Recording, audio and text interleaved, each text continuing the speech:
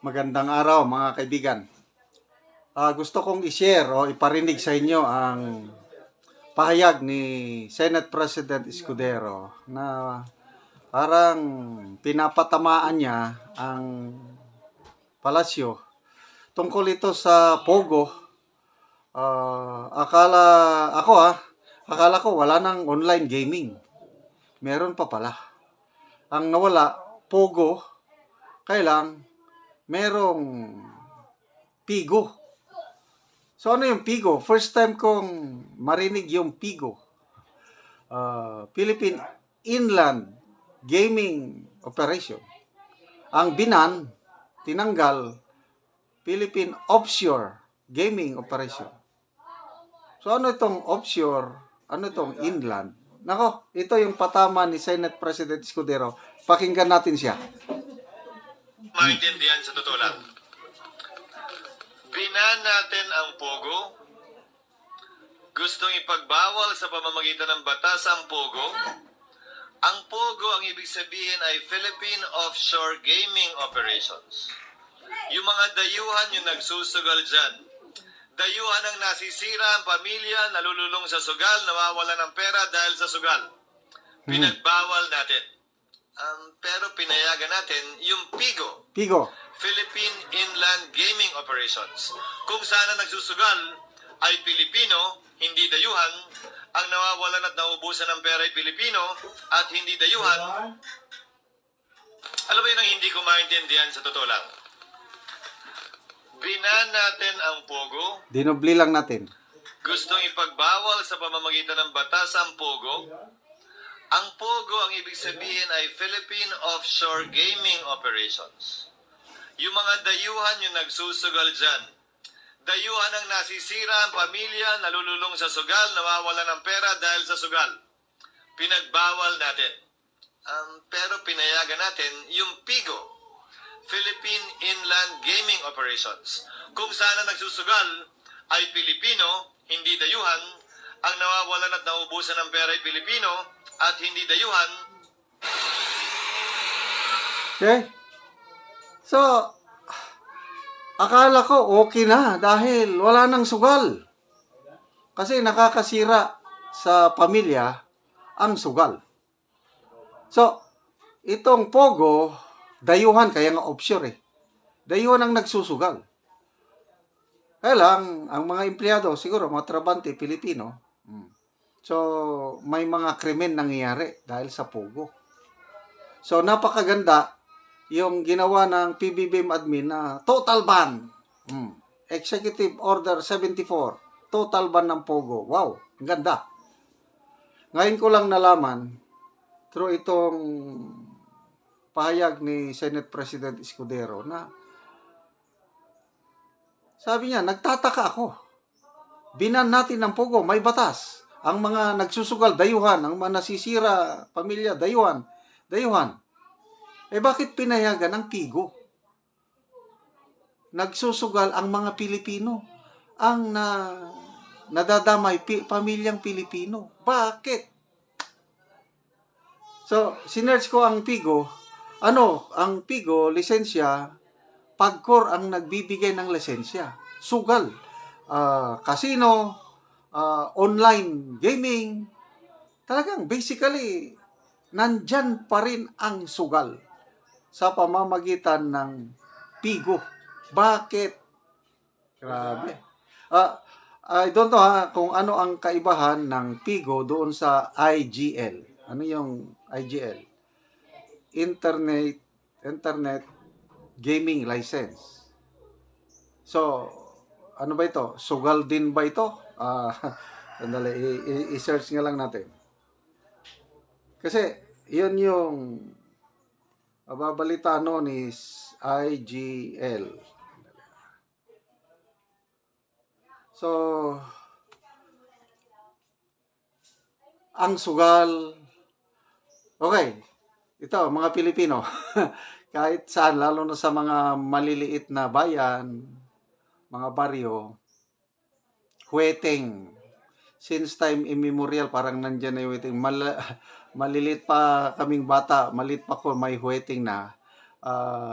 Minsan sumasama ako sa mga pinsan ko, yung mga kobrador ng wedding nagpapataya. Hanggang ngayon, hindi pa rin maalis-alis ang wedding. Anyway, dahil wedding, malilit lang ang taya, di sige na lang, parang libangan ng mga ordinaryong Pilipino. I think hindi na matanggal ng wedding. Lang ito, malakihan na, yang pogo, pigo, talagang kailan kaya totally ipagbawal yung mga ganyang sugal. Kasi isang bisyo yan, alak, sugal, babae, sigarilyo. Yun yung mga bisyo na nakakasira sa pamilyang Pilipino. So, ako, nung kabataan ako, naranasan ko rin yung pagsugal. Madyong, natuto akong magmadyong. Yung braha, yung pusoy, tong-its, marunong ako niyan nung una, kaya lang later on, nakaka-addict. Naranasan ko yan, ma-addict ako sa braha. Kahit madyong, nakaka-addict. So, later on, na-realize ko na hindi maganda para sa pamilya ko. Kasi, bago pala ako serbisyo ng una, nagsusugal na rin ako eh. Kaya lang, later on, na-realize ko it's not good. Kaya, mabuti na lang na-realize ko na makakasira sa pamilya ko. At sa tulong ng Panginoon, yan, naiwasan ko. Mula noon, hindi na ako nagsugal. At nakatipid. So, nakapagpaaral kami ng aming mga anak. Maganda ng kalagayan nila at malaking epekto talaga ang sugal sa pamilyang Pilipino. Okay? Sana, ang gobyerno, binan ng Pogo, iban na rin na yung Pigo. Wala nang mga online gaming na ganyan. Yung wedding, sige na lang. Libangan na lang ng ordinaryong Pilipino yung wedding. Okay, mga kaibigan, salamat sa inyong palaging panonood sa ating mga videos. Yung income sa ating channel na ito, tinutulong natin sa tribong Talaantig sa Bukidnon. Sa ngayon, namimigay tayo ng libreng yero at pako para makapatayo sila ng bahay or ma-repair nila ang kanilang sira-sirang bahay. Kawawa ang bahay ng tribong Talaantig sa Bukidnon. Kitang-kita ko sa dalawa kong mata, tumutulo ang mga bubong pag umulan. Yung kasagaran sa kanila, walang kuryente, napakadilim sa gabi. Kakain sila, walang ilaw. Maswerte sila kung nasila'y later o whatever, madilim. So, yan, namimigay tayo ng yero, pako, solar lights, plato, kaldero, baso. So, salamat sa tulong nyo. Salamat sa inyong panonood, lalo na yung hindi nyo pag-i-skip ng ads. So ngayon, ihatid na ng kaniyang asawa sa kanilang bahay, kanilang ante ng bigas. At yon ang kaldero. Ako po ang nagdala. Ang aking bana ang nag-asawa ang naghatid ng bigas sa kanila. Ayo! Manoy! Manang! Magandang hapon po, Manang. Salamat. Mayroon kaming dalang bigas at saka banig. Na ibinigay sa inyo dahil nabisita namin kayo. Kamuti lang po ang yung pagkain. Dahil kawawa kayo, binigyan namin kayo ng bigas at saka kaldero. Kunin mo ang kaldero at ngayon nandito po ang plato, kaldero, baso at saka kutsara na ibinigay namin ilang Manang at saka kang Manoy na wala silang kaldero at plato, baso. Ito po, nabisitahan namin sila noong una na kawayan lang po ang kanilang baso. So ngayon mayroon na silang baso, plato, kutsara. So ngayon ang bata, kinunin nila ang kaldero. So ngayon, nung una, ang kanilang plato, yun, 3 lang po. Ang kanilang kutsara, 2. So kanilang baso, kawayan. So yun, binigyan namin sila ng baso at saka plato, kutsara, kaldero at saka bigas at banig. So yun, ang kanilang plato, kutsara, baso. 3 lang po ang kanilang plato. Yun po ang unang-una nilang kaldero. Oo. Yan na sa daruan na Oo. sa buhagyapon. So, ilang lahat po kamo yung kakain ng luluto ng kaldero? 7. 7 mo lahat Dito may na magkain ito ng niluluto ninyo na kaldero. Oh. Oo.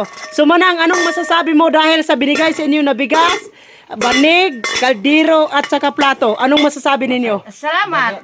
Anong masasabi mo Manang dahil sa binigay sa inyo kaldero, plato at saka bigas, banig? Salamat sa Ginoo nga nagtanaw sa video nga Oo. naghatag sa mo ang tabang. Oo. Tanawa karon dili na mi ulanan. Nalipay Oo. kayo ang among anak kay dili na ulanan. Oo. Hay ito. Oh, yun ang binigay sa kanila na bahay, bagong bahay ito. So ngayon binigyan na sila ng bigas, kaldero, plato at saka kutsara. Noong unang binigay sa kanila solar, hero, sen, lansang, plinsent. Yun po. So ngayon marami na po ang naibigay sa kanila dahil sa kahirap ng kanilang buhay. So Manang, salamat Manang. Salamat. Oo, sige.